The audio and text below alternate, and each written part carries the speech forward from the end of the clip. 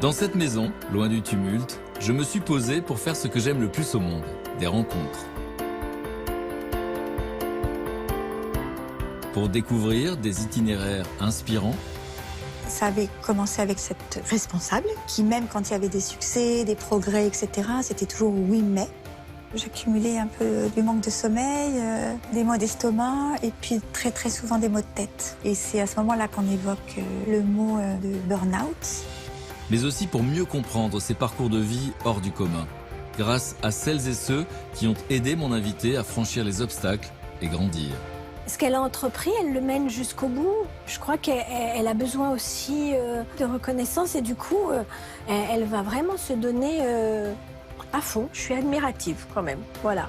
Une occasion pour chacun d'entre nous de partager mille et une vies.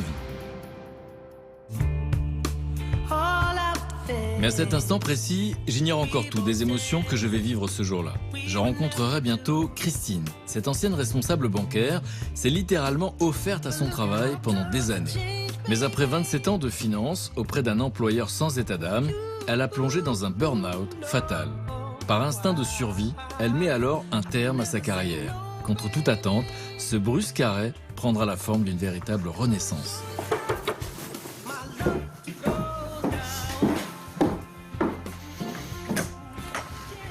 Bonjour Christine. Bonjour Frédéric. Je suis ravi de vous rencontrer. Moi aussi. Soyez la bienvenue. Merci. Suivez-moi. Qu'est-ce que je vous sers? Un jus de fruits, un thé, un café? Un peu de thé, s'il vous plaît. Alors je suis content de vous rencontrer parce que vous allez parler de quelque chose qui touche des millions de gens dans le monde. Je crois, oui. Et des milliers de Français. Selon les enquêtes, c'est entre 30 000 et 100 000 personnes. Merci. Vous avez fait le choix de parler à visage découvert de quelque chose que les gens cachent souvent, qui est ce qu'on appelle le burn-out, Ouais. qui est la phase ultime du stress, l'épuisement provoqué souvent par le travail. Et c'est un phénomène de société qui est étudié par les plus grands experts aujourd'hui dans le monde. Vous, dans votre cas, c'est arrivé sans crier gare ou il y avait des signes quand même? Sans crier gare, parce que je mettais pas de nom dessus, en fait. Les signes, c'était la grosse fatigue qui s'accumulait, mais sans identifier vraiment ce qui était en train de se produire. Et puis, voilà. Et puis, il y a eu je sais pas, une espèce de pétage de plomb. Je sais pas, c'est un peu... Oui, il y a eu un moment donné où c'était l'effondrement, voilà. Vous qui étiez si performante, qui travaillait 12 heures par jour, 6 jours sur 7, qui ne pouviez pas vous débarrasser de votre ordinateur, même le week-end, d'un seul coup, vous étiez capable de vous lever le matin. C'est ça. Et donc, je ne savais plus faire, voilà. on va voir exactement comment vous avez appréhendé ça. On va voir comment vous auriez pu voir des signes, comment autour de vous on aurait pu voir des signes. On va voir comment vous en êtes sorti. Ouais. Qu'est-ce que vous avez choisi de faire aujourd'hui, la reconstruction, comment on se sort de ça, comment ça se traite, comment ça se soigne. Ouais. Et puis je veux savoir pourquoi c'était important pour vous de raconter votre histoire aujourd'hui. Il y a différentes choses. Il y a à la fois, je trouve que c'est bien de témoigner, parce que je suis une parmi tant d'autres. Et ça peut aider à sauver les autres. Exactement, oui. Parce que le burn-out peut tuer, c'est-à-dire que l'excès de travail peut amener à ça, effectivement. Aujourd'hui. Ouais. Merci en tout cas de votre confiance. C'est la première fois qu'on se rencontre. Ouais. Juste avant de se rencontrer, je vous ai demandé si vous pouviez m'envoyer des photos de votre existence, de votre vie, pour comprendre un peu qui vous étiez, qui sont ces gens qui veulent être performants à tout prix. Et donc je me suis permis de les exposer dans l'atelier. Donc je vais laisse parcourir la maison et on se retrouve dans le salon. Ça vous va? Ça marche. C'est par ici. Entendu. Allez-y.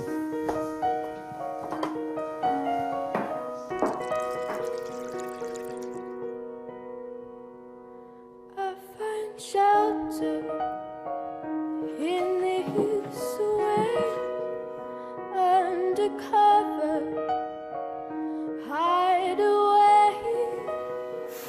Can you hear when I say I have never felt this way?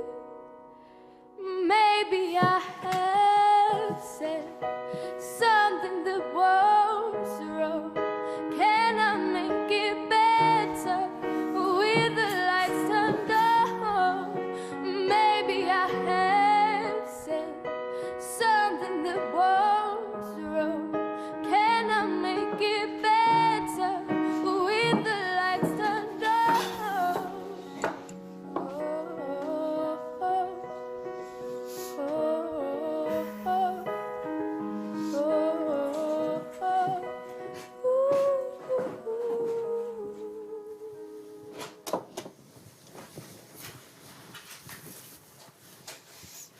intéressant, ce parcours de vie. C'est une forme de trouble. Je suis à la fois contente, mais c'est moi, quoi. C'est peut-être un peu de nostalgie aussi, quelque part. Nostalgie, ouais. Quand on regarde la photo de cette petite fille, c'est vous, Oui. enfant.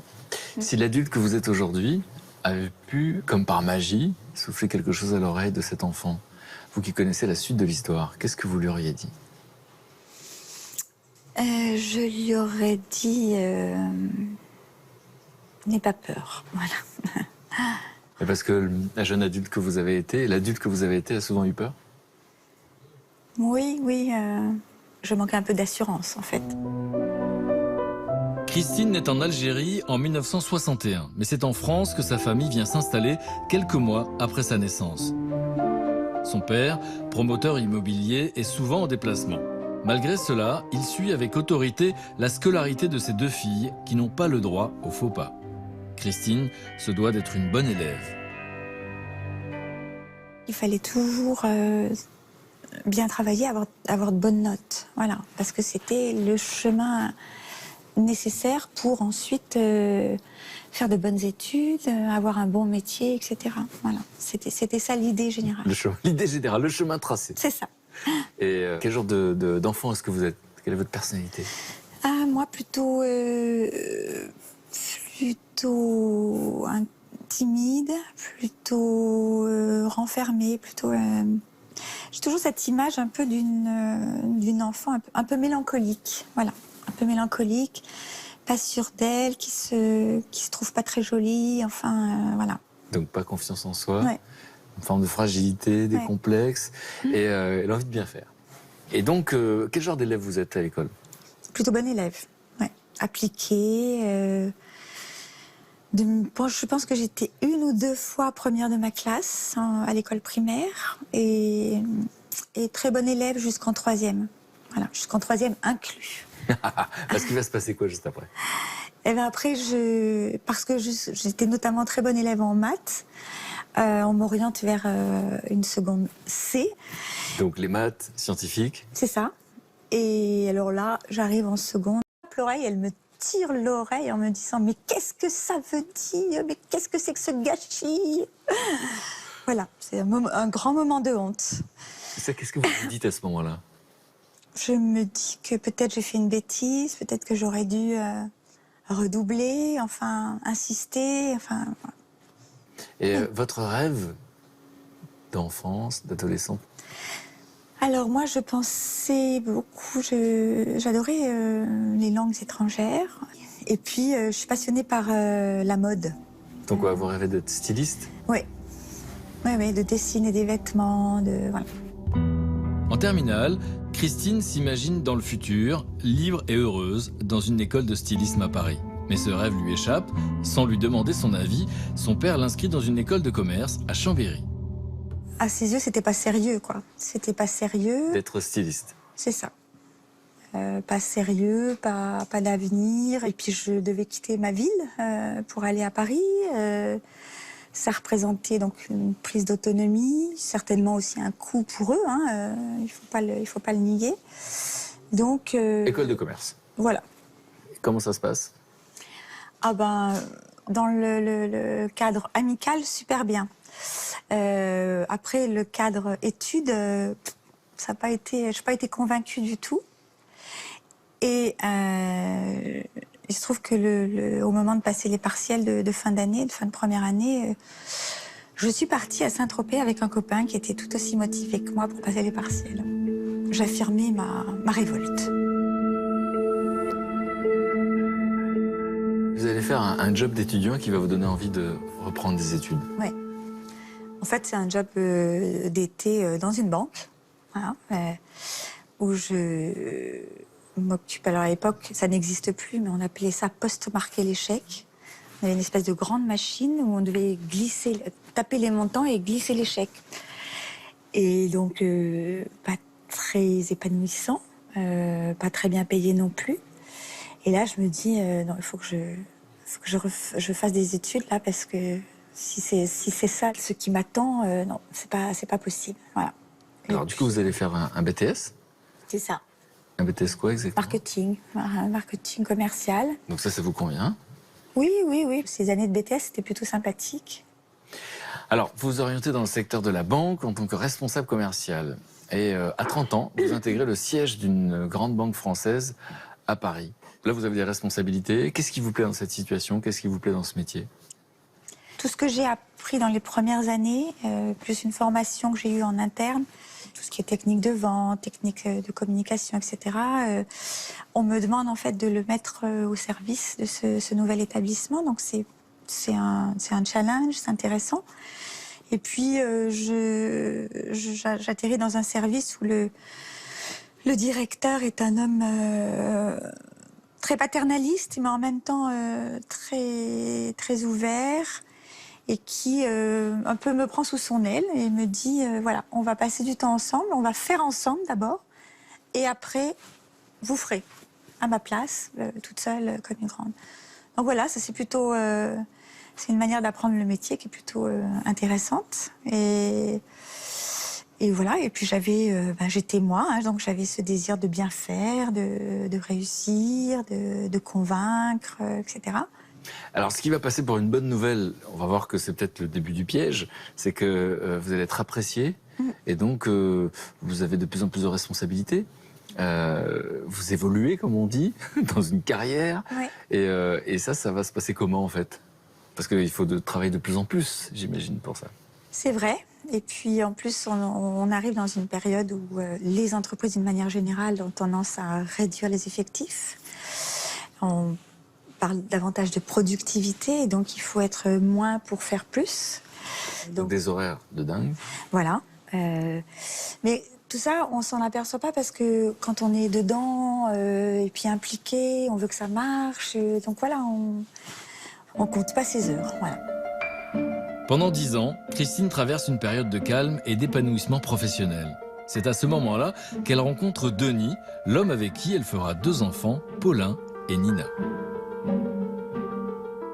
Cette photo-là, elle est importante. Pourquoi? Vous êtes enceinte de votre premier enfant? Oui, vraiment à la fin de la grossesse. Et là, vous êtes au bureau. C'est ça. Donc ça dit les deux, en fait. C'est ça. Bon, à l'époque, je me pose pas vraiment la question de est-ce que je travaille trop ou pas, puisque je suis très heureuse de cette grossesse, de cette nouvelle vie. Voilà. Et donc, après la naissance de votre premier enfant, vous découvrez la vie de working girl et maman. Donc, une double vie, finalement. C'est ça. En fait, j'ai quand même eu la chance que le père de mon fils soit très présent. Il travaillait de manière plus intermittente, donc il a été un peu l'élément stable, voilà. Et il s'est toujours très bien occupé, donner un biberon, changer, amener au parc, tout ça, il s'est très... Donc vous pouvez vous reposer sur lui, Oui, mais avec cette culpabilité de ne pas être assez présente? quand même, oui. Dans cette période-là, où vous devez mener de front cette vie de jeune maman et cette vie professionnelle qui vous accapare, il y a des signes qui montrent que la fatigue existe, est réelle? Oui, effectivement, je rentrais tard, donc je me couchais tard, donc j'accumulais un peu du manque de sommeil. Ouais. Ça agit sur quoi? Sur le moral, ça agit sur des moments de tension avec mon compagnon. Oui, c'est ça. C'est... À force, ça creuse les relations. Insidieusement. Ouais. Insidieusement, exactement, insidieusement. Et donc vous allez vous sentir de plus en plus en décalage avec le milieu dans lequel vous travaillez. Je me dis, qui je suis, moi, au milieu de tout ça, parce que je suis pas, malgré les études que j'ai faites, je suis pas, et malgré cet environnement-là, je suis vraiment pas fan des bilans comptables. Ça me parle pas vraiment.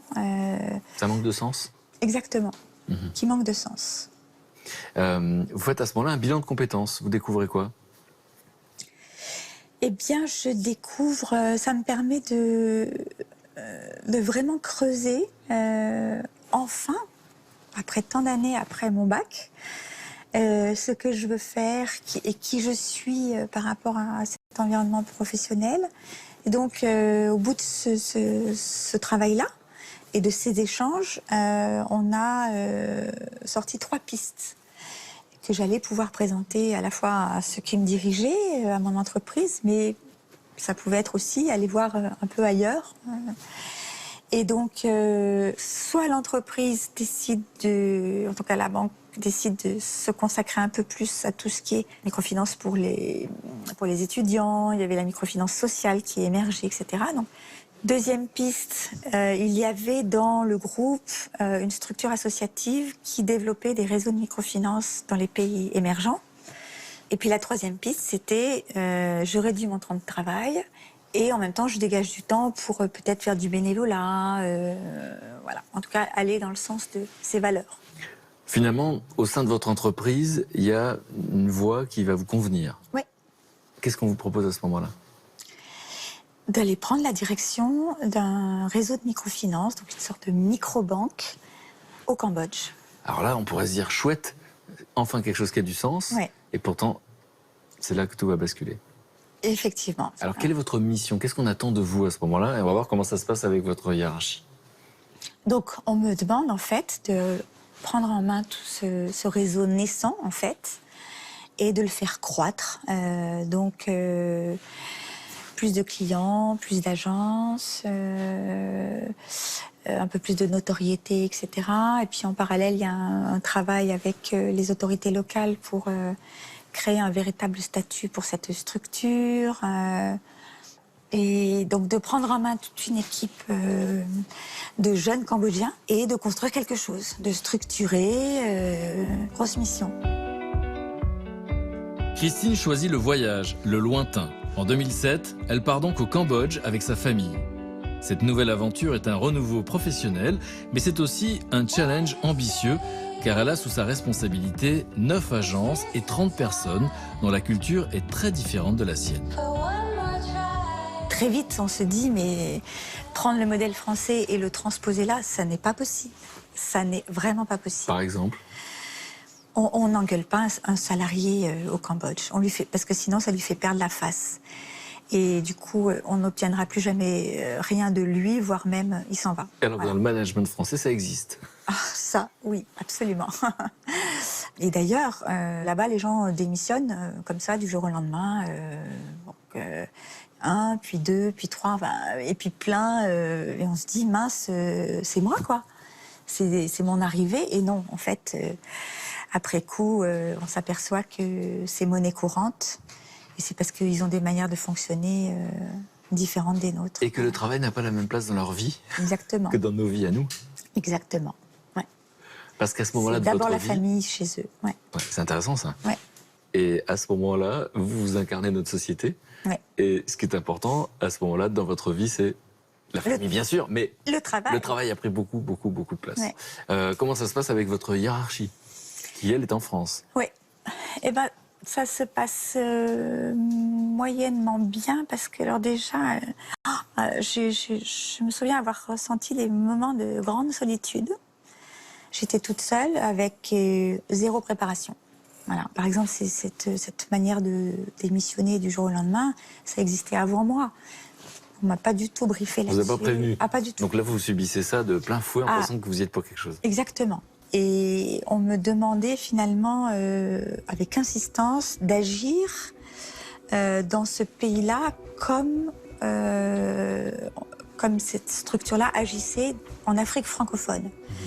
Et ils ne se rendaient pas compte de... Ça n'était pas adapté. C'était pas adapté. Et en remettant toujours en cause les solutions que je proposais. Christine ne se sent pas soutenue ni comprise par sa hiérarchie. Pourtant, cela n'entame pas son enthousiasme et pour pallier les demandes de ses supérieurs, elle se jette dans un véritable tourbillon de travail, 12 heures par jour, 6 jours sur 7. Inévitablement, au fil des mois, sa santé se dégrade. Alors, ça commence avec des problèmes de sommeil, des maux d'estomac et puis très très souvent des maux de tête.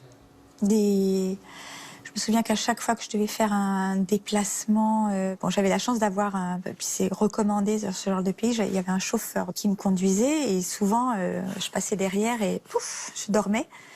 histoire de récupérer et d'être vraiment présente pour rencontrer le gouverneur de la région où on voulait s'installer. Il y avait beaucoup d'assemblées générales aussi, où il fallait faire des discours, enfin voilà. Donc beaucoup d'énergie, des moments où il faut apparaître comme puissant, infaillible, sûr de soi. Et la réalité, finalement, c'est ça, c'est que c'est un peu le contraire. C'est que vous êtes en train de vous épuiser. C'est ça. Comment ça se passe en famille, du coup? Eh bien, je croise mes enfants le matin et je les croise le soir. Voilà. Ça devient difficile aussi avec le père des enfants qui me reproche beaucoup de rentrer tard. Ou je sais aussi, je fais mon mea culpa, souvent je dis je vais arriver. Puis en fait, je continue sur quelque chose et puis 1 heure, 2 heures passent. C'est ça, c'est-à-dire qu'en fait, vous dites je vais rentrer et vous êtes happé par ce que vous faites et vous rentrez pas. C'est ça. Ouais. Et donc, il va se passer quelque chose de très particulier qui va être un déclencheur. On va voir que le pire arrive, mais c'est peut-être le meilleur. C'est qu'en fait, votre hiérarchie prend une décision qui ne vous convient pas à ce moment-là. Qu'est-ce qu'il décide? Alors que je rentrais en France pour des vacances, le directeur me dit le 30 juin, c'est fini. Voilà. C'est pas discutable. C'est comme ça. Donc, toute l'aventure, tout ce que vous avez mis en place, c'est ça. À ce moment-là, tout est stoppé net. Et surtout, en invoquant des choses mais personnelles. C'est-à-dire on me dit alors c'est compliqué parce que je marche sur des œufs pour t'expliquer ça, mais voilà. Ça, c'est votre supérieur qui parle. Voilà. Tu portes trop de choses et tes enfants veulent rentrer. Votre supérieur vous parle de ce que pensent vos enfants. C'est ça. Donc, il les avait rencontrés. C'était la tradition quand ils venaient faire des missions avec celle qui supervisait le projet. La tradition, c'était qu'ils nous invitaient à manger ou à déjeuner ou à dîner en famille. Vous avez vécu une forme de période de harcèlement. Oui. Et est-ce que c'est cette même responsable qui se permet de juger votre mari? Oui. Effectivement, c'était compliqué la relation avec elle, son insatisfaction chronique. Mais surtout, elle était allée jusqu'à dire qu'elle pensait que mon compagnon, parce que nous n'étions pas mariés, nuisait à ma carrière. Sa personnalité, en termes de représentation sociale, voilà. Donc il y a l'insatisfaction de la hiérarchie, des jugements de valeur, une forme de dénigrement, alors que vous êtes épuisé. Qu'est-ce qui vous fait dire qu'il y avait une forme de harcèlement? Alors, ça avait commencé avec cette expression d'une insatisfaction chronique, qui même quand il y avait des succès, des progrès, etc., c'était toujours oui, mais, voilà. C'était plus ou moins reprendre à son compte des choses que j'avais mises en place, moi, là-bas. Mesquinerie, mépris. Et le comble, ça a été quand est arrivée la perspective d'un successeur. Mon successeur m'a écrit bien naturellement pour en savoir plus sur le pays. Et c'est venu aux oreilles de cette femme responsable qui a menacé mon successeur de ne pas donner suite à son embauche pour ce poste si il avait à nouveau contact avec moi. Voilà. Et quand ils sont arrivés au Cambodge pour ce qu'on appelle un tuilage. Vous êtes censé faire une passation de pouvoir, c'est ça, mais c'est très court. C'est ça. Et en fait, tout ce que je peux avoir à faire passer, à chaque fois que mon successeur me pose des questions, que ce soit sur le pays ou sur le travail, je ne peux pas répondre, c'est cette personne qui répond à ma place. Donc c'est vraiment ce sentiment d'être devenu une espèce de pestiféré, et puis alors d'être poussé. Voilà. C'est un contexte qui va expliquer la suite. Et donc précisément, ça c'est votre pot de départ au Cambodge. Oui, c'est ça. On vous fait un cadeau. Qu'est-ce que vous ressentez ce jour-là? Un grand fond de tristesse, vraiment un grand fond de tristesse. Et puis, on ne le voit pas parce que la photo fige, mais j'avais pris plein de tics. Voilà. Je faisais toujours comme ça parce que j'avais très très mal à la nuque tout le temps. Des tensions physiques, votre corps parlait. Ah ouais, énormément. J'avais beaucoup grossi aussi. Et donc une sensation de gâchis. Ah bah oui. Beaucoup d'énergie pour rien, parce que finalement le fait de tout stopper en plein milieu, c'est quoi? C'est une sorte de déni de tout ce que vous avez mis en place? Exactement. On va essayer de savoir tout à l'heure qu'est-ce qui s'est passé avec cette directrice, qui n'est plus directrice. Non, Donc elle a eu juste le temps de provoquer des dégâts humains. c'est ça. Mais en tout cas, quand vous arrivez en France, vous allez voir le médecin assez rapidement. Et là, il vous dit quoi? Que je fais une dépression. Tout ce que je lui décris, cette fatigue, cette tristesse, cette noirceur, voilà. Lui dit, eh bien, vous êtes syndrome dépressif aigu. Qu'est-ce que ça vous fait de l'entendre à ce moment-là? Bah, j'ai un peu honte de moi, en fait. Voilà. Cette dépression porte un nom, le burn-out. Christine est à bout, mais elle continue de travailler pour cet employeur qui l'a si durement traitée. Je ne savais plus faire, c'était le néant. Donc ça m'a fichu la trouille aussi, vraiment. Incapable. Et donc vous allez faire une alternance d'arrêt de travail, Ouais. vous allez continuer à mi-temps. Et donc c'est tout est difficile à ce moment-là. C'est quoi? Tout C'est une est sorte de difficile. contre-coup de toute cette vie consacrée à ce travail? Comme un fusible qui a sauté. Et On surchauffe. en surchauffe, voilà. Parce qu'on va voir quelqu'un tout à l'heure qui est expert Ouais. dans ce domaine-là, de stress au travail, et qui va nous expliquer que c'est une forme de surchauffe. Et puis ça devient un peu un cercle vicieux parce que donc il y a cette surchauffe, cet état de fatigue, etc. Auquel s'ajoute donc ça crée de la tristesse et puis la culpabilité. Enfin c'est Alors, ça que je comment- ressens. Comment les enfants, votre compagnon, vivent cette situation à ce moment-là? Alors les enfants ils sont surpris, embarrassés. Je crois que j'ai quand même pris le temps de leur expliquer que c'était une maladie, voilà, que j'étais malade et que j'allais me soigner. J'ai essayé de les rassurer tant bien que mal. Et puis mon compagnon, c'était très compliqué pour lui en fait. Je lui en ai voulu à l'époque et je ne lui en veux plus aujourd'hui parce que je pense que ça l'a beaucoup interpellé aussi. Et du coup, il n'a pas reconnu, en fait. Il n'a pas reconnu la détresse et la souffrance. Je me souviens, je lui ai fait lire un livre de Philippe Labro sur la dépression pour essayer, en me disant peut-être que cette lecture expliquera mieux que je ne le fais. Et en gros, il comprenait l'histoire qu'il avait lue, mais c'était pas moi. Voilà, c'était pas mon histoire. Donc lui n'arrivait pas à vous voir comme ça, Voilà, et vous ne vous sentiez pas comprise. exactement. Et du coup, ça va être fatal pour votre histoire d'amour. Ouais. On s'est séparés à peu près 2 ans après le retour. Voilà. Vous allez décider finalement de quitter votre entreprise. Oui, c'est ça. Et donc là, il faut du courage, parce que c'est le saut dans le vide. Alors c'est du courage, peut-être à la fois courage et un fond d'inconscience.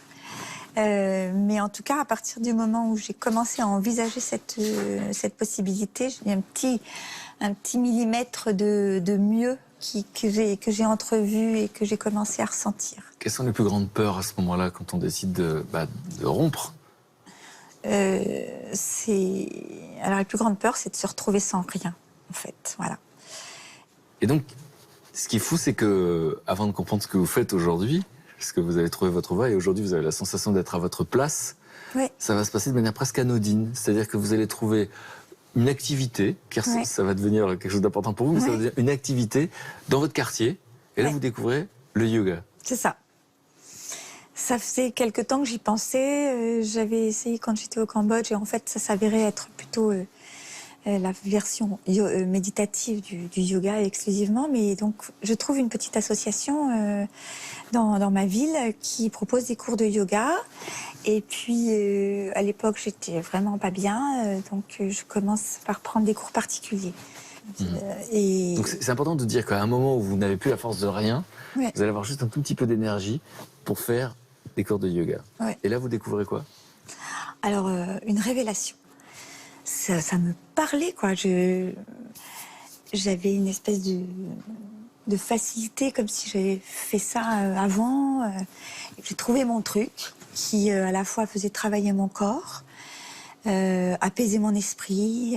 Et qu'est-ce qui va vous plaire là-dedans? Parce que le yoga, pour le coup, pour avoir eu la chance d'essayer, c'est un endroit où on n'a pas besoin d'être performant. Alors qu'au fond, dans le monde de l'entreprise, il faut être performant tout le temps. Et on peut mourir de cet épuisement-là, de ce stress. Et donc, là, il y a ça, c'est-à-dire que cette idée d'être ici et maintenant. Ah ben voilà, il n'y a aucun objectif. Mais quand on est dans la pratique du yoga, on est là. Voilà, on est là maintenant. Donc, il n'y a rien à faire, il n'y a qu'à être. C'est ça. Et puis alors, ce qui m'avait beaucoup plu dans cette petite structure associative, il y avait un autre prof de yoga qui il disait, dans le sport en général, on dit no pain, no gain. Donc, ça veut dire pas de douleur, pas de victoire. Voilà. Et dans le yoga, c'est no pain, no pain. Pas de douleur, pas de douleur, pas de douleur. Voilà. C'est une révélation. Christine multiplie les cours, elle se connecte à une énergie essentielle et commence à imaginer transformer ce nouveau bien-être en activité professionnelle. Elle part alors 5 semaines en Inde pour y faire une formation intensive. C'était à la fois faire du yoga de manière intensive, etc. Et puis au berceau, dans le berceau du yoga. Et puis une espèce de transition, puisque je venais juste de quitter mon entreprise. C'était en février et en mars, je partais en Inde pour 5 semaines. Voilà. On verra tout à l'heure la réaction autour de vous, puisque vous allez présenter votre sœur qui a vécu tout ça, Oui. toute cette période-là. Ouais. Et donc, la vie est ainsi faite qu'aujourd'hui, vous êtes directrice du centre dans lequel vous avez découvert le yoga. C'est ça.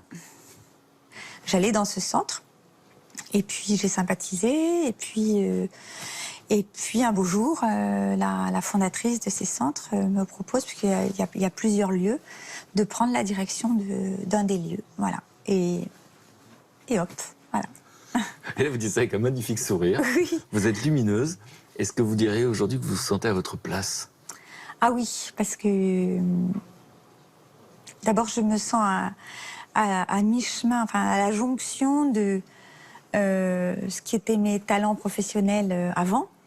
Donc diriger, manager. C'est ça, développer, etc. Et sur un environnement qui me parle tellement plus. Et qui a du sens. Donc des gens qui viennent prendre soin d'eux, Ouais. dans un moment de leur vie en général un peu moyen. Et donc ça vous ressemble un petit peu. Ah, mais tout à fait. Et d'ailleurs, je rencontre souvent, j'ai rencontré des gens qui ont fait un burn-out, ou craignaient de le faire, ou enfin voilà. Et je me sens aussi à ma place parce que je peux comprendre ce qu'ils viennent chercher et ce qui peut être adapté.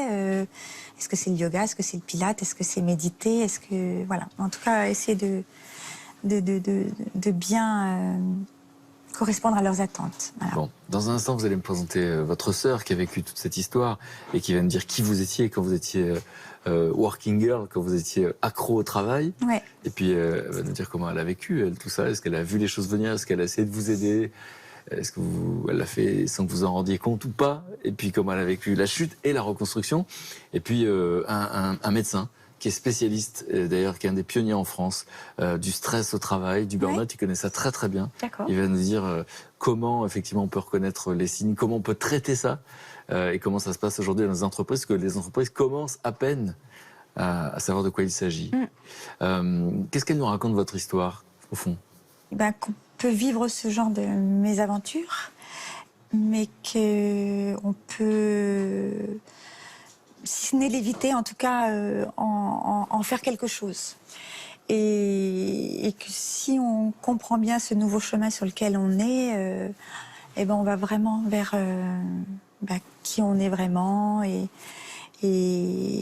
on va mieux. Et on va mieux. On peut se relever. On peut se relever. Et puis on ne peut pas prendre soin des autres si on ne prend pas soin de soi. Ça, on met Exactement. longtemps à le savoir. Je sais qu'un jour, vous faisiez référence à cette anecdote qui m'avait aussi surprise. En fait, anecdote. Mais non, mais ce qu'on dit dans les avions. Ouais. En cas de dépressurisation, les masques vont tomber. Mais vous vous occupez d'abord de vous-même avant de vouloir aider quelqu'un Et d'autre. c'est vrai que j'avais raconté que ça m'avait choqué. Mais oui, Parce que je m'étais dit, mais en fait, moi d'abord et les autres après. Et en fait, mais c'est ça. Christophe André et beaucoup de psychiatres, et on va en recevoir un dans un instant, Ouais, expliquent qu'on ne peut pas aider l'autre si on ne respire plus. Donc on ne peut, c'est une métaphore sur l'existence. On ne peut pas aider les autres si on ne s'aide pas soi-même. C'est ça. Et il faut une vie pour le comprendre. Ouais, ouais. Merci pour la confiance. Merci à vous. Merci beaucoup. Je vais les chercher. À tout de suite. Allez. Si tous mes invités, comme Christine aujourd'hui, dépassent les obstacles, c'est aussi grâce à des rencontres. Mais un mystère demeure. Comment a-t-elle fait ? C'est pour tenter de répondre à cette question que j'ai voulu aujourd'hui écouter sa sœur et un médecin spécialiste du stress au travail. Afin de mieux comprendre comment chacun d'entre nous peut tirer des enseignements de l'expérience si particulière de mon invité. Le burn-out, ça ne vous tombe pas du matin au soir. Ça s'installe progressivement sur des semaines, voire des mois. Et ça, à ce moment-là, il faut agir. On peut essayer de ralentir le rythme. Vous avez possibilité d'aller en parler à des médecins du travail, en toute confidentialité. C'est peut-être plus facile qu'avec le manager, des coachs. Il y a plein de gens qui sont capables de vous aider à, je vais dire, reconsidérer un certain nombre de choses.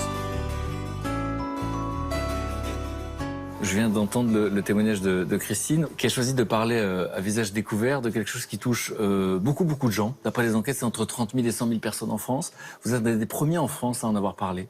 Le burn-out, ça commence à être pris très au sérieux. J'ai entendu un homme politique, futur candidat à la présidentielle, parler ça en disant qu'il proposait un congé pour les gens qui sont à la limite du burn-out. Vous l'avez entendu aussi ? Oui, bien sûr, puisque c'est une question médicale, bien sûr, mais c'est une question sociétale et de fait, ça devient une question politique, tout à fait. Alors sur le plan personnel, vous allez nous dire finalement s'il y a un type de personnalité qui se retrouve à vivre un burn-out. Est-ce qu'il y a des gens qui sont plus anxieux, qui veulent bien faire? Et puis quels sont les signes effectivement qu'on peut repérer pour l'entourage? Qu'est-ce qu'on peut faire quand on est dans l'entourage? Qu'est-ce que c'est finalement un burn-out? Vous allez nous le dire. Et puis surtout comment on peut se reconstruire, s'en sortir, parce que c'est ça votre message aussi. Bien sûr. Alors avant d'écouter effectivement Marie-Blanche qui va nous dire si elle a vu les choses venir, est-ce que vous pouvez nous donner la définition du burn-out? Vous savez, c'est presque un objet médical non identifié. Pour beaucoup de spécialistes, en fait, le burn-out serait une forme particulière de dépression d'épuisement, parce qu'on peut se déprimer pour d'autres raisons, d'épuisement. Et évidemment, quand on parle du burn-out professionnel, parce qu'il existe d'autres types de burn-out, le burn-out maternel, par exemple. Mais quand on parle de burn-out professionnel, d'épuisement lié à des conditions de travail. Mais on voit bien que dans l'appellation d'origine anglo-saxonne, le burn veut dire brûler. Il y a une deuxième dimension, en plus de l'épuisement, c'est le fait que les émotions ont brûlé. Moi, je dis souvent, c'est le cramage des émotions. Vos émotions intérieures de vous n'existent plus. Vous êtes un peu comme une coquille vide, vous ne ressentez plus rien. On appelle ça la déshumanisation des rapports. C'est l'inverse de l'empathie, si on peut dire. Et puis, le troisième élément, c'est un sentiment assez dépressif aussi de ne rien valoir, c'est-à-dire le sentiment de rien vouloir. Et d'ailleurs, c'est intéressant parce que ce sentiment apparaît des fois très tôt, avant même que le burn-out soit sévère, ce qui fait que les gens s'imaginent que le problème, c'est pas le travail, c'est eux. Parce que je suis pas bon, il faut que je remette une couche. Et finalement, ils entrent dans une spirale absolument infernale. Parce que vous en faites de plus en plus, parce que vous avez l'impression que vous n'êtes pas bon, et vous épuisez de plus en plus, alors que justement, peut-être qu'à ce moment-là, il faudrait justement faire un peu moins. Vous en parlez drôlement bien, on a plein de questions à vous poser.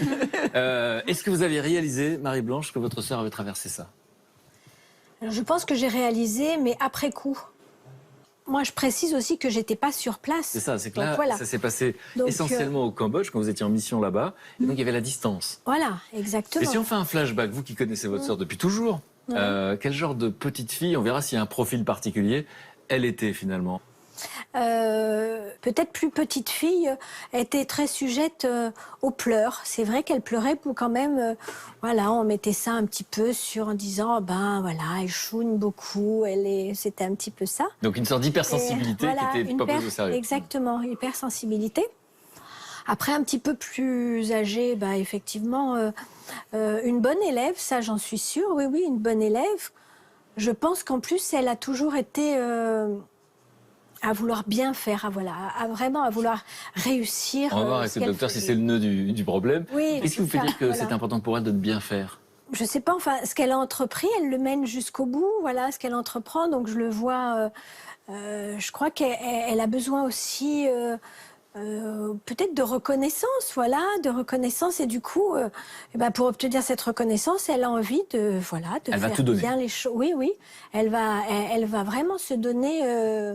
à fond, oui, tout à fait. Et vous avez le souvenir de cette période où elle est encore en France, où elle travaille tout le temps? Est-ce que vous la voyez travailler le week-end, par exemple? Je sais que quand elle vient effectivement nous voir, nous visiter, enfin passer un peu de temps les week-ends ou même sur ses jours de congé, elle travaille tout le temps. Voilà, elle est sur son ordinateur, elle est sur son téléphone. Et ça, Comment c'est vous sûr qu'elle réagissez à ce travaille. moment-là? Vous mettez ça sur le compte de quoi? Parce qu'on va découvrir plus tard que c'est quelque chose qui peut devenir grave. Mais Oui. à ce moment-là, pour vous, c'est quelque chose de... C'est sa personnalité. Oui, en même temps, peut-être que je râle aussi, que je lui dis, bon, ça va, là, on est... Décroche. Oui, décroche, là, on est... voilà, on est ensemble, on fait autre chose. Et alors elle le fait, effectivement. Mais bon, quelquefois, elle y retourne. Donc, Elle y retourne. elle y retourne. Vous confirmez? Parce qu'à Elle y ce moment-là, retourne. c'est impérieux pour vous. Oui. Parce qu'à ce moment-là, personne ne se Ah rend oui. compte des responsabilités que vous avez et de ce que vous devez accomplir. Sans doute. Oui, que j'ai ou que je me crée, même ma foi. Alors, justement, vous connaissez bien ce sujet. Donc, d'abord, la personnalité. Est-ce qu'il y a un certain type de personnalité qui est plus sujette que d'autres? J'ai envie de dire au burn-out et à ce type d'épuisement. Je pensais justement à ceux qui veulent bien faire. La réponse est absolument oui, évidemment.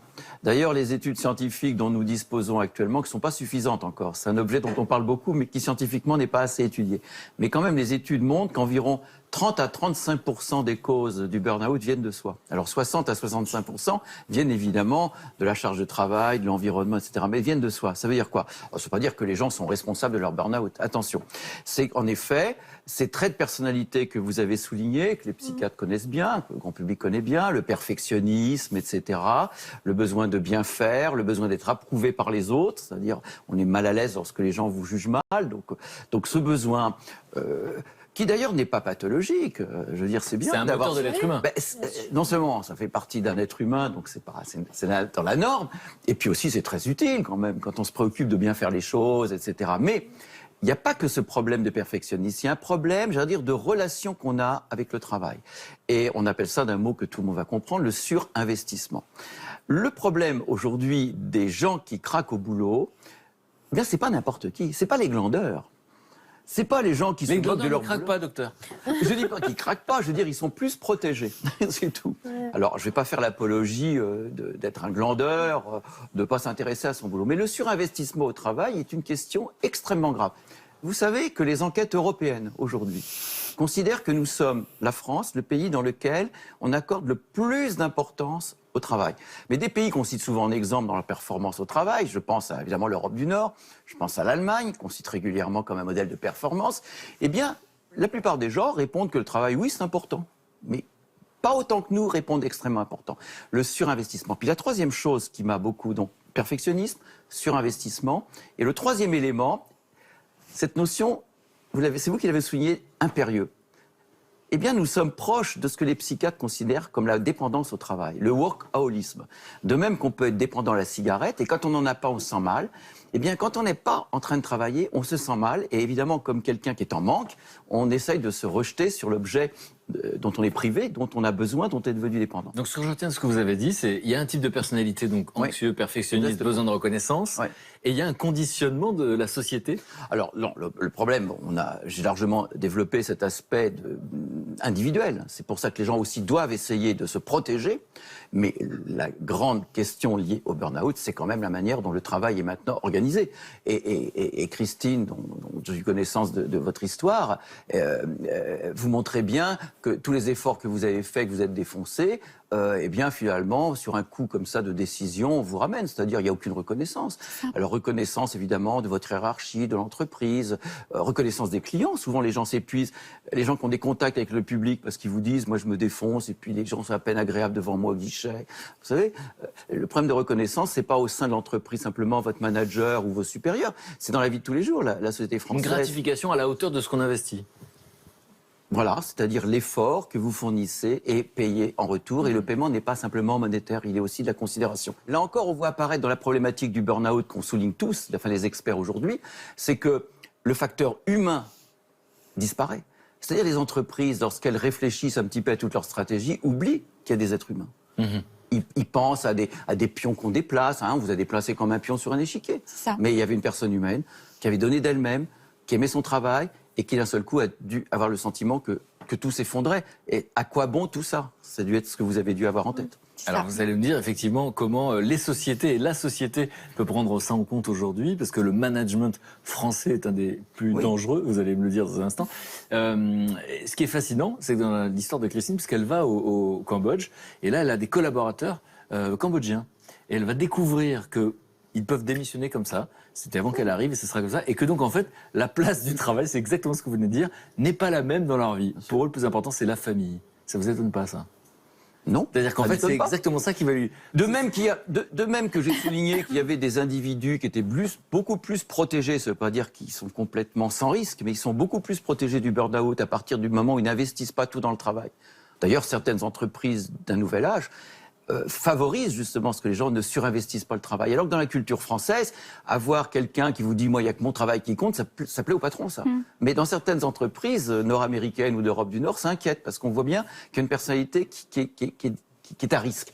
Donc de même qu'il y a des personnalités à risque, il y a des sociétés à risque. Et en effet, les sociétés qui finalement, je vous donnais les sociétés, même en citant non pas l'Asie, mais en citant l'Europe, dans lesquelles le travail est considéré comme important, certes, mais pas comme extrêmement important, eh bien ces sociétés construisent, j'allais dire, des attitudes mentales, construisent des salariés qui seront beaucoup plus résistants ou résilients, pour utiliser les mots que les psychiatres utilisent, mais que le public connaît aussi, voilà, un petit peu. Donc c'est vrai que je pense que notre société française, mais peut-être que notre société française a fait de l'importance accordée au travail, finalement, un deuxième aspect du problème de l'emploi. Parce que les pays que je vous cite sont des pays dans lesquels il n'y a pas tellement de problème d'emploi. À savoir que, bon, si je perds mon boulot, je retrouverai, puisqu'il n'y a pas une crise de chômage. Donc ça explique qu'on ne surinvestit pas. Oui, et donc c'est un peu du gâchis de voir que le surinvestissement compromet votre santé et compromet votre performance. Réaction, Christine? Alors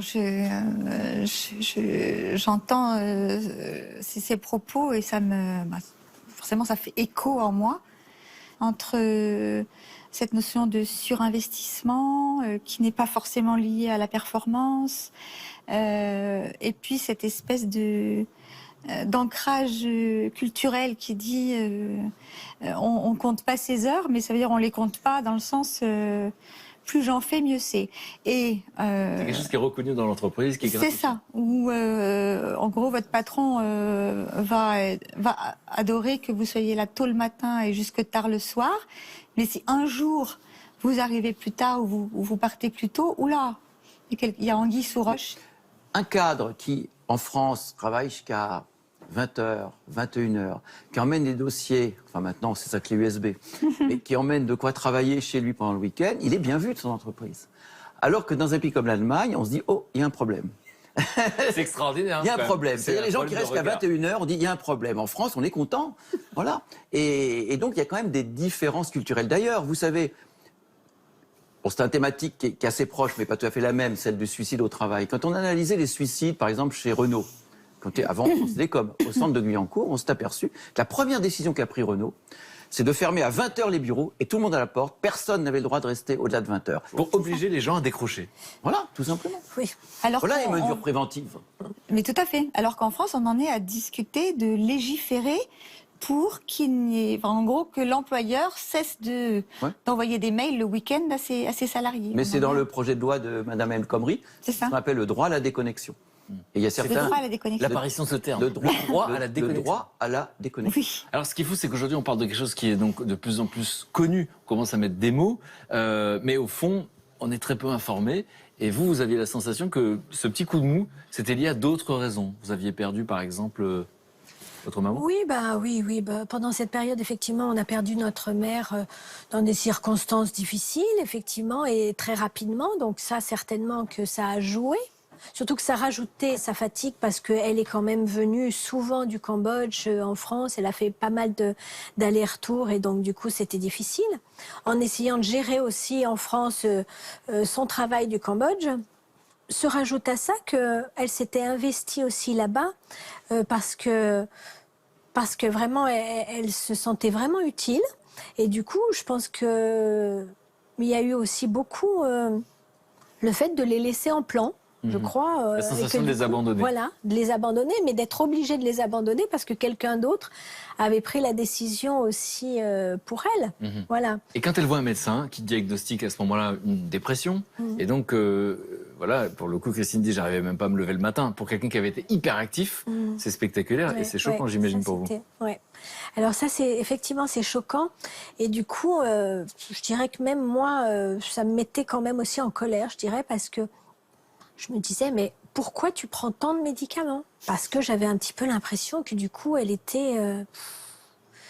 alors un petit peu zombie quand même, hein.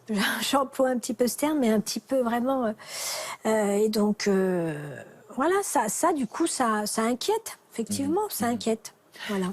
Alors, pour les proches, comment on reconnaît quelqu'un qui est à la limite du burn-out? Parce que visiblement, la personne ne s'en rend pas compte. Quels sont les signes? Et ensuite, La personne comment on traite ça? ne se rend pas compte, j'irai pas jusqu'à dire ça. D'abord, vous soulevez une question fondamentale, parce que le burn-out, ça ne vous tombe pas du matin au soir. Ça s'installe progressivement sur des semaines, voire des mois. Et donc, évidemment, c'est à ce moment-là qu'il faut agir, parce que, suivant le bon adage médical, mieux vaut prévenir que guérir, et c'est pas quand c'est constitué qu'il faut agir. Et donc, les signes sont importants à repérer pour soi-même. Il devrait y avoir toute une éducation sanitaire sur soi-même, mais pour l'entourage. Par exemple, dans des pays comme la Grande-Bretagne, qui pourtant n'est pas souvent cité comme modèle social, dans des pays comme la Grande-Bretagne, il y a eu des grandes campagnes d'information du grand public pour repérer des gens dans ce qu'on appelle en détresse psychologique, c'est-à-dire en souffrance, quand ça va mal. Et ces signes, en fait, on les connaît bien, nous, psychiatres. Et l'environnement devrait être... D'abord, il y a des signes très physiques, parce que le stress, puisqu'il s'agit de ça, opère au niveau du corps. C'est physiologique. Oui, c'est la physiologie. Bon.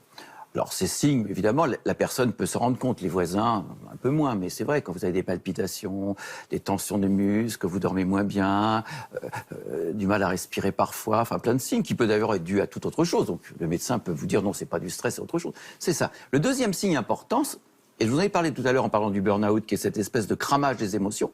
Les émotions crament, elles sont brûlées quand elles ont été surchauffées. Donc, il y a une activation émotionnelle forte, c'est-à-dire qu'ils peuvent être facilement agacés pour un rien, ils se font du souci pour un détail, ils sont irritables. Donc les émotions sont...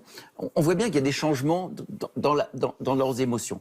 Troisième domaine, c'est l'aspect qu'on appelle cognitif, c'est-à-dire de fonctionnement des raisonnements. C'est-à-dire on a l'impression d'avoir du mal à se concentrer, on a du mal, par exemple, à lire un texte, enfin des choses comme ça. Et puis quatrièmement, qui est important, c'est les comportements changent, et en particulier les comportements qui vont vous permettre, j'allais dire, de tenir. Par exemple, les comportements alimentaires sont souvent très perturbés. C'est-à-dire que ça peut être de la boulimie ou de l'anorexie, consommation d'alcool, de tabac. Vous parliez de médicaments, des gens tiennent en prenant certaines substances licites d'ailleurs ou illicites, et ils tiennent comme ça. Et tout ça sont des indicateurs d'autant plus puissants qui sont dans plusieurs domaines. Simplement plus de maux de tête, bon ok c'est bon, mais si vous avez plus de maux de tête, vous êtes irritable, vous augmentez votre tabac, là il y a quand même des signes. Ils sont des signes extrêmement importants à repérer, surtout s'ils correspondent à quelque chose de nouveau chez la personne.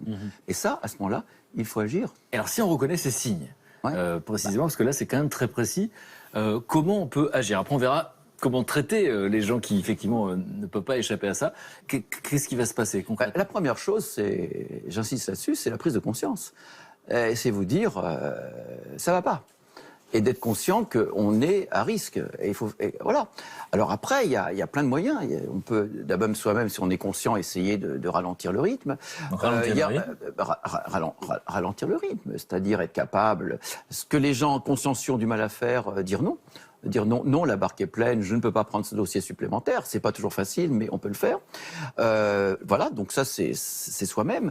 Essayer de se dire, bon, je m'investis, je m'inscris à un cours de chorale, ou je collectionne les timbres-poste, ou peu importe, mais j'ai autre chose que dans ma vie, je veux pas tout sacrifier, je mets, ça me protège d'avoir un hobby. Ça, c'est la première chose. C'est une phrase importante dans la bouche d'un psychiatre, ça. Pourquoi? Non, parce que ça a l'air superficiel, ou accessoire, ou anecdotique, et vous dites, ça protège d'avoir un hobby. Vous savez, moi, je fais une comparaison presque bancaire, puisque vous êtes dans le secteur. Quand vous avez des gens qui viennent avec plein d'argent et qui vous disent où dois-je placer mon argent, vous dites surtout n'investissez pas tout dans la même valeur. Ils vont vous dire diversifiez vos placements. Hein, vous allez dire ça. Oui. Voilà. Et bien moi je dis la même chose. Vos émotions, diversifiez vos investissements émotionnels. Évidemment, le travail peut être le principal placement. Mais vous avez d'autres types de placements. Voilà la chose. Ça, c'est la première chose, c'est-à-dire un travail sur soi. Je pense que l'individu n'est pas qu'un qu'un petit bouchon sur l'océan qui n'a aucune manœuvre, il a une petite marge de manœuvre. Petite, je ne dis pas c'est la grande, mais la petite marge de manœuvre. La deuxième chose, c'est évidemment de ne pas rester seul avec ce problème. Alors, au sein de l'entreprise, maintenant, il y a quand même des solutions. Au sein de l'entreprise, il y a plusieurs solutions. Il y a d'abord, évidemment, d'en parler à ses supérieurs. Les supérieurs commencent à comprendre maintenant quand même que c'est un problème. On juge moins aujourd'hui. Oui, d'abord, c'est des thèmes que tout le monde connaît. Ils savent ce que c'est que le burn-out. Voilà. Je ne vais pas dire vous êtes en burn-out, parce que je comprends que quand on est un responsable ou un cadre, la difficulté, c'est en reconnaissant qu'on est en souffrance, c'est presque un aveu de faiblesse. Un aveu de faiblesse ou d'incompétence. Je ne suis pas à ma place. Donc on peut simplement y aller progressivement. Il y a quand même beaucoup de managers qui sont des êtres humains. Je dis beaucoup, pas tous, qui sont des êtres humains.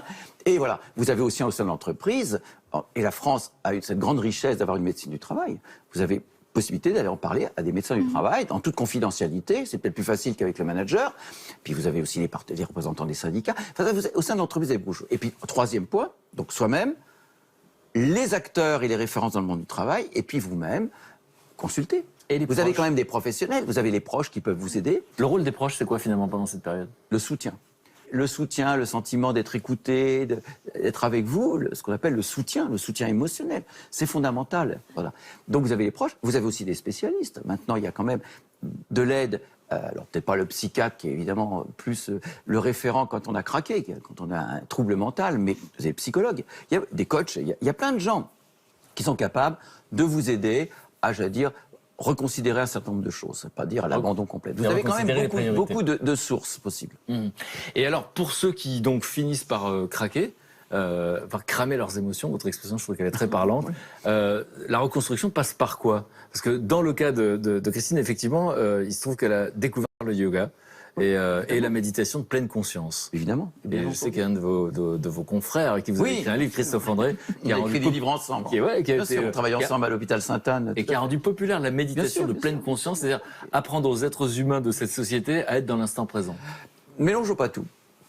Quand on a craqué, d'abord le burn-out, et même c'est pas reconnu par la science médicale, mais ça le sera sans doute dans quelques temps. En tout cas, pour beaucoup d'experts, dont moi, je pense que c'est une forme de dépression très sévère. Et donc, quand on a cet état pathologique, évidemment, nous sommes dans le soin, qui nécessite en fait trois choses. La première chose, c'est évidemment l'arrêt de travail. C'est pas une rupture de quelques semaines. Donc, c'est un arrêt de travail très long, avec, on en reparlera bien sûr, toute la difficulté de retour au travail. La deuxième chose, ce sont des médicaments. Autant vous avez raison, lorsqu'on n'est pas encore en burn-out, quand on prend ces antidépresseurs simplement pour tenir, c'est déconseillé. C'est pas comme ça qu'il faut faire à ce moment-là. Autant quand vous êtes en état de burn-out, les antidépresseurs, souvent à des doses suffisantes, et pendant suffisamment de temps, parce qu'on sait bien souvent qu'on arrête trop tôt, dès qu'on sent un peu mieux, on arrête. Les psychiatres recommandent de poursuivre au moins 6 mois, quand tout est rétabli, de ne pas arrêter, ou même 6 mois ou 1 an, parce que la rechute est possible. Donc les médicaments. Et troisièmement, une psychothérapie de reconstruction, qui sont des psychothérapies, non pas la psychanalyse sur le divan, mais davantage la reconstruction émotionnelle, les thérapies cognitives, enfin, sont extrêmement efficaces. Voilà. Et après se pose, mais vous l'avez bien expliqué, le problème des retours au travail. Dans mon expérience personnelle, et je la partage avec mes confrères qui sont encore plus en avant-poste que moi là-dedans, c'est-à-dire les médecins du travail, c'est extrêmement compliqué. La plupart du temps, il n'est pas possible de retourner dans le même environnement de travail, même un peu réadapté, etc. Ce qui pose d'énormes problèmes. Ça provoque les mêmes de réactions. reclassement. Oui, c'est impossible, la plupart du temps. Pas toujours, la plupart du temps. C'est-à-dire que c'est une réorientation très forte de sa vie Un professionnelle. changement de vie. Alors, racontez-moi comment vous vivez le changement de vie, parce que c'est un saut dans le vide, il y a une forme d'anxiété. Aujourd'hui, on sait que elle a eu raison de le faire, mais à ce moment-là, comment vous le vivez, vous? Alors, mais en même temps, très, comment dire, très admirative quand même, parce que je trouve que vraiment, elle a du courage de changer complètement. Je vois bien que je suis aussi un petit peu, certainement un peu anxieuse aussi, en partageant son anxiété à elle, un petit peu. Et en même temps, je vois combien ça l'emmène ailleurs. Vraiment, elle change vraiment. Et du coup, je pense que d'autres valeurs viennent remplacer les autres. Par exemple? Oh je dirais cet intérêt pour un petit peu plus pour la personne et moins pour ce qui était plus le matériel par exemple. Cet intérêt aussi pour la vie intérieure, voilà, je dirais en gros. Et puis alors là où elle me scotche, c'est qu'elle part un mois en Inde. Passer ce professorat de yoga, alors là, j'avoue que c'était pour moi vraiment le grand saut dans le vide, effectivement. Et du coup, je trouve ça assez extraordinaire qu'elle ait le courage de faire ça, de laisser, parce que du coup, c'est une vraie rupture aussi. Elle s'en va quand même, je sais pas, tu es partie un mois au moins, je crois. 5 semaines. 5 semaines, dans quelque chose de totalement différent. Donc moi, je trouve ça assez, en même temps risqué. Et en même temps, je suis admirative quand même. Voilà. Alors, c'est vrai que Christine travaillait dans le milieu de la banque, avait des responsabilités, il y avait une forme de performance qu'on attendait d'elle. Ouais. Aujourd'hui, elle dirige un centre qui est justement qui propose à plein de gens qui sont souvent confrontés on va dire à l'épuisement, au surmenage et pourquoi pas au burn-out, comment se reconstruire par la méditation, par le yoga, par ce genre de choses. J'ai une question, il y a de l'ironie dedans, vous allez l'entendre. Elle a trouvé sa place, ça on l'a compris. Est-ce qu'elle travaille toujours autant ? Est-ce qu'elle travaille toujours autant? Alors, je pense qu'elle travaille moins, mais elle travaille toujours pas mal quand même. Elle travaille toujours pas mal, mais plus... c'est pour ça que c'est intéressant de... Je pense qu'il y a le surinvestissement, mais quand le surinvestissement est plus lié à des choses qui, vous le disiez, qui nous alimentent, qui nous nourrissent d'une autre manière, je pense que ça se vit différemment. Voilà. Si on considère que la vie est une somme d'expériences, qu'est-ce que toutes ces expériences vous ont appris que vous aimez transmettre ? Il y a des choses qui me paraissaient indispensables, incontournables fut un temps et qui aujourd'hui sont secondaires.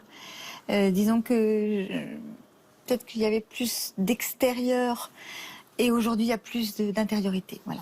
Ok, dans un instant, vous m'avez présenté quelqu'un d'important pour vous. Je vais vous présenter des gens qui sont importants pour moi. Parce qu'à votre image, ils considèrent qu'il n'y a pas de fatalité. Ils s'intéressent à tous ces sujets-là et à notre société. Et c'est un sujet de société. Et donc aux solutions qui existent. On va parler des solutions. Je voudrais quand même vous dire un mot quand même de ce livre, Le stress au travail, qui est une référence. Un enjeu de santé, parce que vous êtes convaincu qu'au fond on parle de développement personnel, mais on parle d'un fléau de société. C'est votre conviction aujourd'hui? Tout à fait. De toute façon, l'Organisation mondiale de la santé, le Bureau international du travail, qui sont des grandes institutions, montrent que le premier danger au travail, maintenant, c'est ça. Ces conséquences qui sont bien sûr le burn-out, mais le suicide. Aussi les conséquences cardiaques. On ne dit pas assez qu'il y a des gens qui font des infarctus du myocarde à cause d'une surcharge de travail. Donc nous sommes dans des problèmes de santé. Et il est temps que les instances de santé françaises s'en occupent. Un des grands scandales aujourd'hui en France, c'est que c'est le ministère du Travail qui s'occupe de ces problèmes. Ça devrait être le ministère de la Santé. Le grand absent, c'est le ministère de la Santé. Et c'est pour ça que j'ai voulu intituler en sous-titre cet ouvrage « Un enjeu de santé ». Merci beaucoup Patrick, restez avec nous. Voici mes camarades qui arrivent. Encore une fois, vous allez me dire si vous comprenez pourquoi ils me mettent de bonne humeur. Parce que ce sont vos amis, tout simplement. Salut les camarades. Salut. Bonjour. Émilie, Anissé, je vous laisse vous installer. Je peux vous dire que mes camarades sont bons pour ma santé, je peux vous le confirmer. Alors Anissé, on a des sujets toujours très intéressants parce qu'il est très connecté. Vous avez parlé de ces entreprises maintenant qui se rendent compte qu'on est trop connecté. Et donc j'ai enfin un allié avec moi. Lui il part du principe que la technologie, moi j'ai un peu une phobie de ça. J'ai l'impression que ça nous éloigne du face-à-face. Lui pense qu'elle peut parfois nous aider. Et donc aujourd'hui tu veux nous parler de quoi ? Aujourd'hui, justement, je vais déroger à la règle. Aujourd'hui, vous savez que Christine, vous avez certainement connu ça. Les technologies, aujourd'hui, c'est un peu le fil à la patte dans les entreprises. C'est un peu le bracelet électronique du 21e siècle. Et aujourd'hui, la plupart des gens qui craquent, des employés qui craquent dans leur entreprise, c'est souvent par la pression de leur manager. Et souvent, les managers, qu'est-ce qu'ils font? Ils utilisent ces technologies-là pour mettre la pression sur les employés. C'est le fameux mail qui est envoyé le dimanche soir à 23h pour la réunion du matin. Ah, j'aime bien, moi, ça. Moi. Voilà. Et bien, justement, certaines entreprises utilisent aussi ces technologies pour empêcher les managers, justement, de mettre la pression, de harceler leurs employés. Et je vais vous donner quelques petits exemples intéressants. Émilie connaît bien le monde du travail, elle est journaliste économique et elle connaît bien le yoga, figurez-vous qu'elle pratique. C'est une grande pratiquante, on en a fait ensemble. Et tu vas nous parler de quoi aujourd'hui ? Est-ce que vous avez déjà entendu parler de ces fêtes qui ont lieu très tôt le matin, aux quatre coins du monde, pour vous permettre de vous mettre en jambes avant d'aller au travail ? Non? Eh ben, on va en parler tout à l'heure. Ça s'appelle une accroche. Super. Et mon camarade Luc, Luc est très intéressé par cette société. Alors, vous disiez que votre mari avait été très présent, votre compagnon, pendant que vous étiez très accro au travail. Bah, lui, il a fait le choix. La même chose que vous. Ah, il a fait le choix puisqu'il a suivi sa femme à l'étranger lorsqu'elle a des postes importants. Il était homme au foyer pendant 8 ans. Ouais. Et donc, il s'intéresse dans cette société tout ce qui provoque la solidarité, la convivialité, tout ce qui crée du lien. Et on va parler de quoi, Luc, aujourd'hui? Eh bien, aujourd'hui, je vais vous parler d'une personne qui a eu un parcours un petit peu similaire au vôtre. Il s'appelle Gilles Vernet. Gilles Vernet, je vous montre sa tête. Moi, je le connais. Ah, vous le connaissez? Oui, enfin, je le connais. Vous en avez entendu parler. J'ai vu son film. Justement, on va en parler, justement. Alors, Gilles Vernet, à 48 ans aujourd'hui, brillant mathématicien, il travaille très vite dans la finance, dans les banques, et il devient trader. Et cet homme donc vit à New York, il a une vie complètement trépidante dans le luxe et dans la finance, il brasse des millions, il travaille 7 jours sur 7, 15 heures par jour, et puis à un moment il se dit il y a quelque chose qui ne va pas. Il y a quelque chose qui ne va pas. Déjà, en 2001, on lui apprend que sa maman a une maladie incurable. Donc, il se dit, non mais il faut peut-être que je prenne le temps de vivre auprès de ma maman parce qu'elle va bientôt plus être là. Deuxième fait marquant, en 2001, les fameuses tours jumelles à New York s'effondrent devant ses yeux. Donc, il est confronté au cynisme. Il est confronté à un cynisme de dingue. Là, il décide de tout arrêter. Alors là, son patron lui dit, non mais t'inquiète pas, t'es juste un épuisement de travail, on va t'offrir un poste aux îles Caïmans, tu vas te reposer. Non, vous n'avez pas compris, là, il faut que j'aille voir ma maman surtout, et voilà. Et ce garçon décide de tout arrêter et de passer le concours de professeur des écoles. Et il devient instituteur. Et il se pose toutes ces questions autour du temps, de notre rapport au temps. D'accord? Surtout quand il sait que sa maman va bientôt ne plus être là. Et donc, il décide de fabriquer un film documentaire que je vous invite à voir, qui s'appelle Tout s'accélère, où il se pose des questions sur notre rapport au temps, mais avec ses élèves, parce qu'il trouve que ses élèves de CM2 ont une réflexion vraiment vachement intéressante et pertinente sur les choses, et avec des sociologues, des philosophes, Nicolas Hulot, enfin vraiment des gens qui réfléchissent à tout ça. Et donc, Rita Schreiby, qui travaille avec nous, est allée le rencontrer dans sa nouvelle vie d'enseignant dans le 19e arrondissement de Paris. Je te propose de nous mettre ce joli reportage. Allez, on regarde et vous réagissez juste après.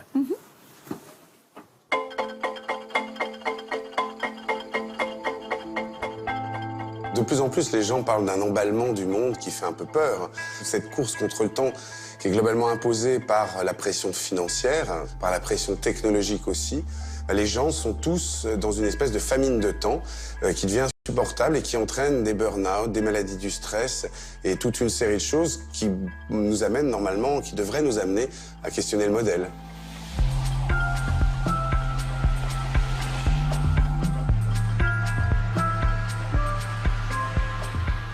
Quand j'étais trader, je m'apercevais ô combien que je vivais vite. C'est des métiers où il faut prendre des décisions en quelques secondes et si on se loupe, c'est des centaines de milliers d'euros qui sont en jeu.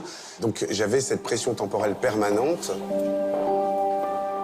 J'ai appris que ma mère était atteinte d'une maladie incurable. Et c'est vrai que la confrontation à la mort, à ce stop qui vient à la fin et qu'on a tendance à oublier aujourd'hui, fait réaliser d'un seul coup la question de notre rapport au temps, pourquoi on court, quel est le sens de tout ça. Et ça m'a paru tellement insupportable que ça m'a amené à changer de vie.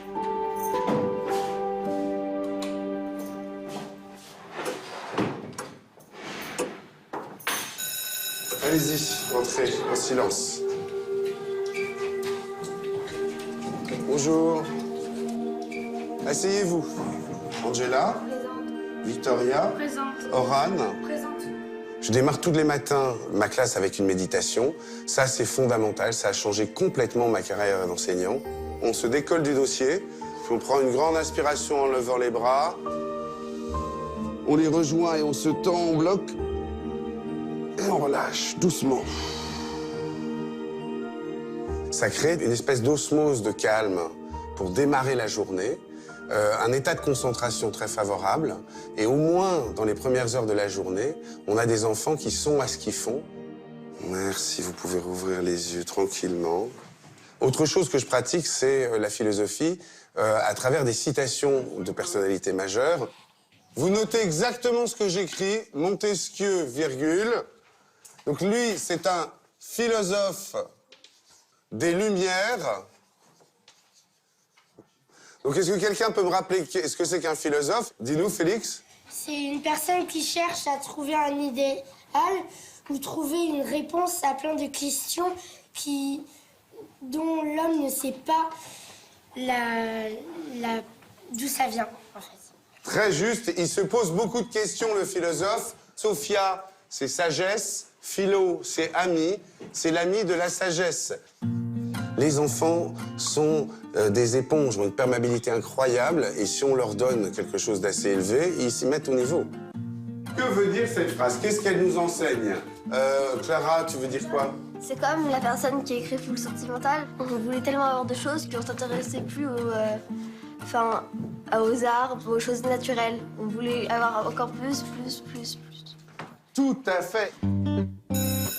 Vous pouvez sortir dans le calme.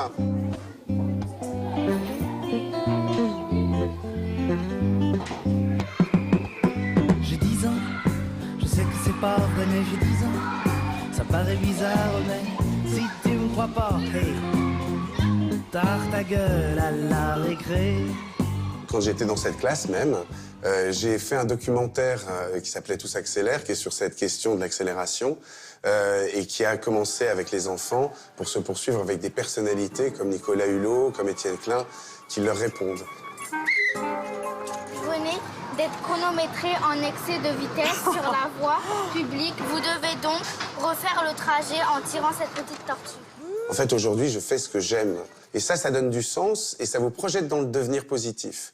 Donc, ça m'a beaucoup aidé, l'air de rien, à faire face à ce à quoi je faisais face. Et ça a donné beaucoup de sens à ma vie. Ça m'a fait me sentir utile, quoi. Ce qui n'était pas le cas dans la finance. Qu'est-ce qui est dans la table de 5 et de 7? 35. Bravo! Une chose qui contribue beaucoup à mon bonheur, c'est ma vie de famille et mes enfants. Cette joie de prendre le temps d'éduquer ses enfants, ça c'est quelque chose qu'il faut passer comme message à tous les parents. On manque de temps pour tout, donc on manque aussi de temps pour nos enfants. Ils entendent tout le temps « attends, dépêche-toi, dépêche-toi ». Et je pense qu'il faut bien préserver, quand on est parent, des temps libres et gratuits avec ses enfants.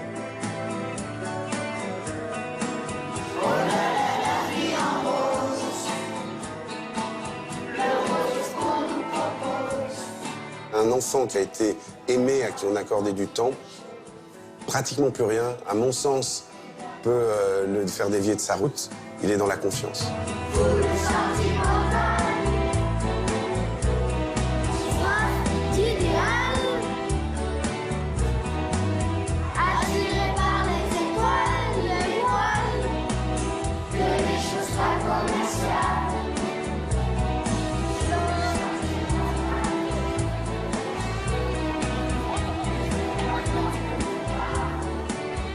Bon après-midi. Allez, bon après-midi. Chouette reportage. Chouette. Réaction reportage. spontanée. Très interpellée par les rapprochements entre ma propre histoire et la sienne. Parce que dans les deux cas, vous avez tous les deux une activité maintenant qui a du sens. C'est ça. Et puis, un institut qui fait faire de la méditation chaque matin à ses enfants, je trouve... c'est top. Ça commence quand même à se développer. Ça commence. En France, il y a une association en 2013 qui a eu la possibilité en fait de commencer à développer le yoga pour la recherche dans l'éducation. Oui. Et il y a 36 000 enfants entre 2015 et 2016 qui ont bénéficié en fait de la pratique du yoga et de la méditation et qui sont aussi des enfants décrocheurs. Donc ça. Patrick? Toutes les études montrent que les secteurs aujourd'hui où la pénibilité au travail est la plus forte, c'est le secteur bancaire, des assurances, de services. Si vous êtes le secteur le plus exposé. La question qui se pose, c'est quand même comment on peut réorganiser un travail autrement, comment on peut faire de l'humain, remettre l'humain au centre. Toutes les expériences qu'on a vues ont montré que l'humain était une variable d'ajustement. Comment modifier le management? Nous avons aussi un des pires managements, vous voyez. En bas des records. Non, Nous sommes records. Oui, oui. Le pire management, pourquoi? Parce que... Mais vous savez, vous parlez tout à l'heure de la reconnaissance. Là encore, je cite ce grand panel conduit par la Commission européenne sur les salariés, à la question toute simple. D'abord, êtes-vous stressé au travail? Ce sont les Français qui répondent le plus positivement. Mais à la question, avez-vous le sentiment d'être reconnu dans votre travail? Eh bien, nous sommes 55% En France, ça répond oui, ce qui est déjà pas mal. C'est beaucoup, oui. Mais au Danemark, ils sont 87%. Donc il y a quand même des différences qui ne sont pas simplement des petites différences, c'est-à-dire le travail, l'organisation du travail, le style de management doit être reconsidéré et je pense que le bien-être au travail se construit en partie par soi-même, mais il ne faut pas que les entreprises et les pouvoirs publics se désintéressent de la façon dont le travail est de plus en plus organisé. En tout cas, pour reverger, parce que j'aime beaucoup reverger. Qu'est-ce que tu viens de dire? J'ai pas compris. Pour reverger, pour revenir... Ah, c'est un mot que je connaissais pas. Je l'ai inventé. Et faut être créatif aussi.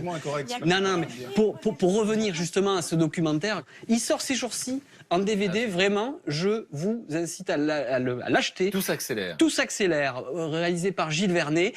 Ce qui est vachement bien, vous pouvez aller sur le site internet de Gilles Vernet, parce qu'en plus, il met à disposition d'enseignants et de parents tout un tas de petits exercices pédagogiques pour passer du temps avec ses enfants, comprendre leur rapport au temps, leur rapport aux nouvelles technologies, et pour un peu s'en débarrasser, et pour être des jouisseurs de la vie.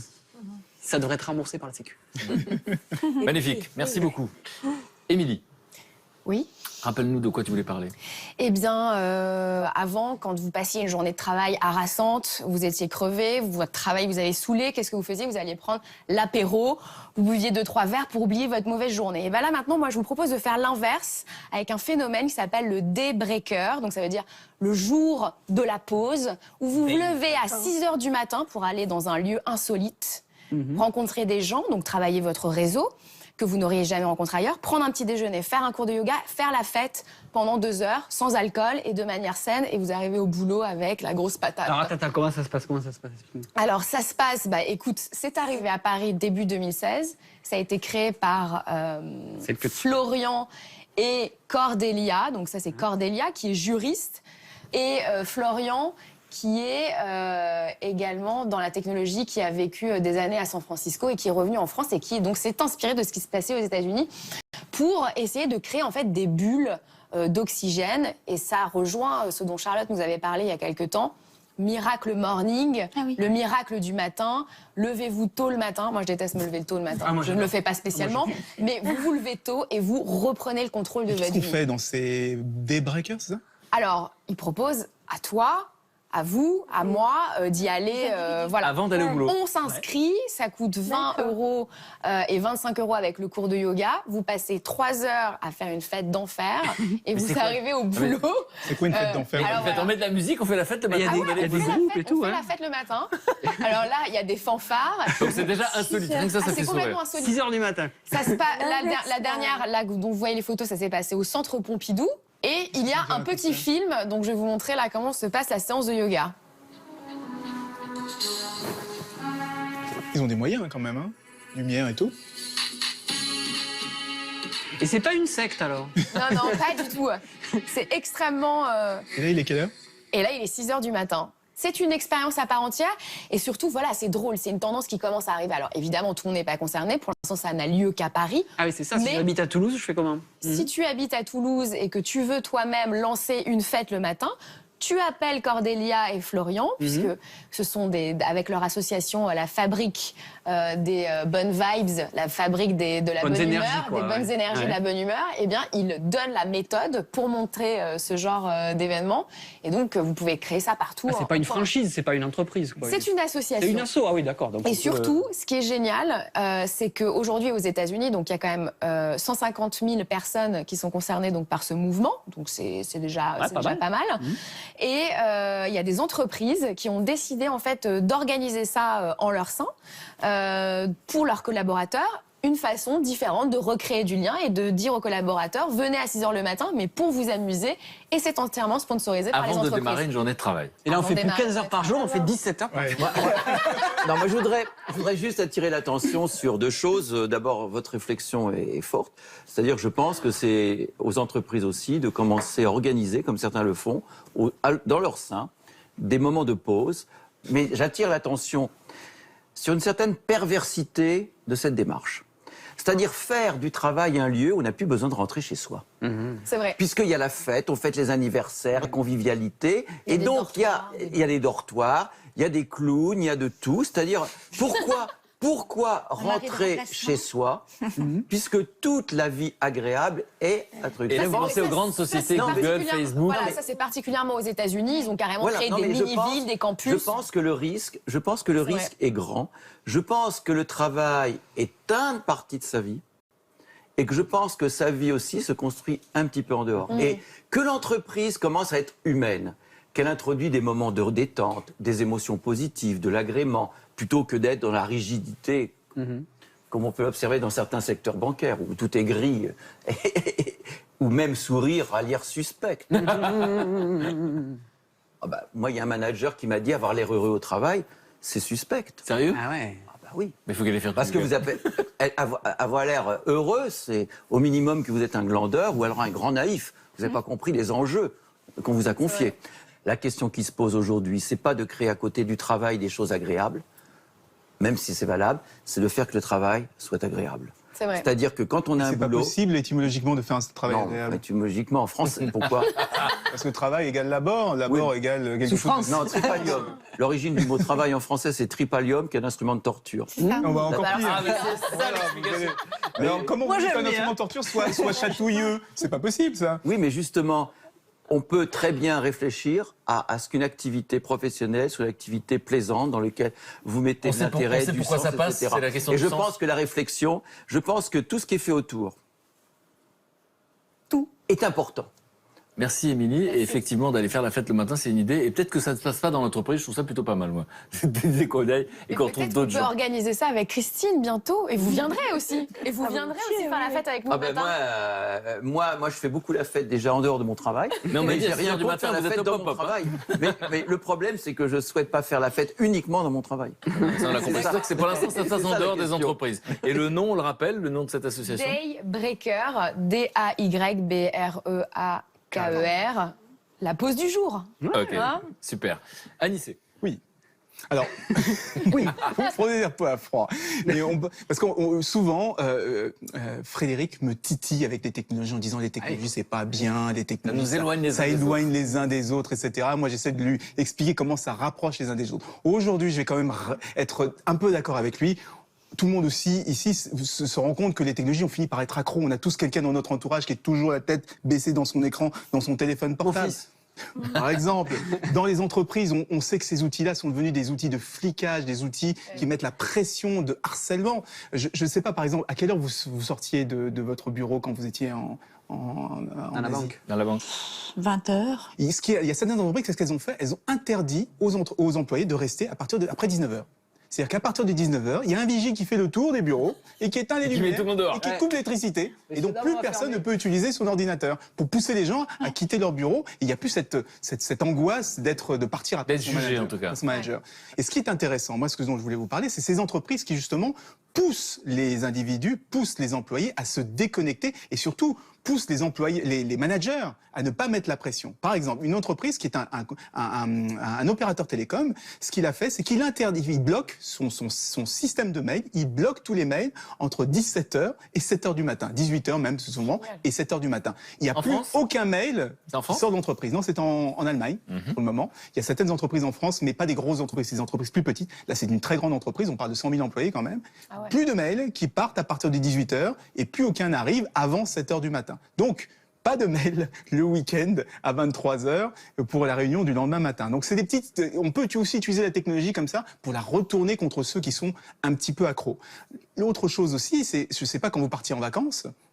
Alors, c'est pas tout à fait la même époque, mais quand on part en vacances, quand vous partez en vacances, vous avez combien de mails dans votre boîte? Je sais pas, je n'ai pas calculé, mais c'est par dizaines et dizaines, c'est évident. Alors, ou des centaines. dizaines et dizaines ou des Ça centaines. dépend Et le souvent, durée moi, des je vacances. connais même certaines personnes qui reviennent un jour avant de leurs vacances parce qu'ils savent qu'ils vont être complètement noyés par leurs mails. Ils reviennent un jour plus tôt pour pouvoir trier les mails. Qu'est-ce que j'avais dit? Que fait une entreprise? Que fait une entreprise? Et là, cette fois-ci, c'est un constructeur automobile. Qu'est-ce qu'il fait? Vous savez, les petits messages d'absence du bureau. Eh bien, quand on envoie un mail et qu'une personne est en vacances, on reçoit un message. Bonjour monsieur, merci de m'avoir envoyé un message. Ce message va être automatiquement détruit Si vous voulez contacter quelqu'un, contactez telle personne qui est encore là. Et sinon, renvoyez-moi un mail quand je serai de retour. Donc on trouve des solutions à ce problème. Ça veut dire qu'on n'a pas les 200 mails qui arrivent, qui nous attendent quand on vient. Les mails sont automatiquement supprimés moi, je suis à la poubelle. Je suis tout à fait d'accord avec ce que vous dites, parce que bon, les spécialistes ont décrit ce qu'on appelle le techno-stress, c'est-à-dire les stress de ces nouvelles technologies de l'information, de la communication. Et le problème, là encore, il ne faut pas jeter le bébé avec l'eau du bain. C'est-à-dire que ces nouvelles technologies ont quand même complètement transformé le monde du travail. Mais qui dit le contraire? Et voilà, non, qui a dit le non parce contraire qu'il y a aussi mais je trouve que la grosse erreur qui a été faite, c'est qu'on n'a pas donné de mode d'emploi. C'est pas la technique en elle-même qui est nocive, c'est l'usage qu'on en fait et surtout l'absence de règles d'utilisation. Il est important de définir des règles de fonctionnement des mails. Donc en fait, très peu d'entreprises ont des chartes d'utilisation des mails. Mais l'humanité découvre à chaque fois des technologies. Par exemple, il y avait 10 000 morts sur les routes en France il y a quelques années. Aujourd'hui, je crois que c'est 4 000. On a inventé la ceinture de sécurité, on l'a mise à l'arrière. Donc en fait, toute cette technologie est arrivée dans nos vies et on est en train de découvrir qu'il faut décrocher de temps en temps. On peut faire des week-ends. Moi, c'est vrai que j'ai fait une émission de télévision qui s'appelle La Parenthèse Inattendue, où des personnalités venaient pendant 24 heures et coupaient leur portable. Et certains d'entre eux qui ont le choix des mots, puisqu'ils étaient à l'Académie française, me disaient merci pour cette expérience qui m'a transfiguré. Et j'avais envie de répondre, mais on a juste éteint les portables pendant 24 heures. Ce que je voulais ajouter qui est très important, c'est qu'on peut avoir chacun un comportement vertueux, se déconnecter, etc. Mais on oublie quand même qu'il y a des managers qui utilisent ces outils pour mettre la pression sur les employés. Et donc, le fait qu'il y ait des garde-fous, encore une fois, on parlait de ceinture de sécurité, des garde-fous un peu à haut niveau, où l'entreprise décide, non, il n'y aura aucun mail qui sortira, un mail professionnel qui sortira le week-end, où il n'y aura aucun mail qui arrivera pendant que la personne est en vacances, et bien ça permet de protéger au moins ces employés-là qui ont la pression du manager. Merci à tous, merci les camarades, merci Patrick. Merci. Je rappelle que vous êtes spécialiste du stress au travail, un enjeu de santé chez Odile Jacob pour ne plus s'épuiser, c'est la promesse. Et donc, je vais lire ça, moi. C'est une réalité, mais pas une fatalité. Je vous crois. Merci d'être venu nous apporter votre éclairage. Merci sincèrement. Et puis, merci les camarades. Merci Marie-Blanche d'être venue parler de votre sœur. Et alors, merci Christelle, parce que vous avez vu que ça a provoqué du débat. Votre cas personnel. Donc finalement, à l'époque, vous pensiez que vous n'étiez pas performante, que ça venait de vous le problème. Vous avez vu que ça ne vient pas de vous. Hein. Donc merci beaucoup d'avoir parlé de cette expérience du burn-out. Et puis ça donne de l'espoir votre histoire, puisque finalement, aujourd'hui, vous avez trouvé votre place. Oui. Et donc, il y a un après. C'est possible, c'est ce que vous dites tous les jours. Merci beaucoup. Merci pour la confiance. Merci à vous. Et puis, comme dit le poète, ne pas partager est une perte de temps. Alors, merci à tous de nous en avoir fait gagner. Merci beaucoup.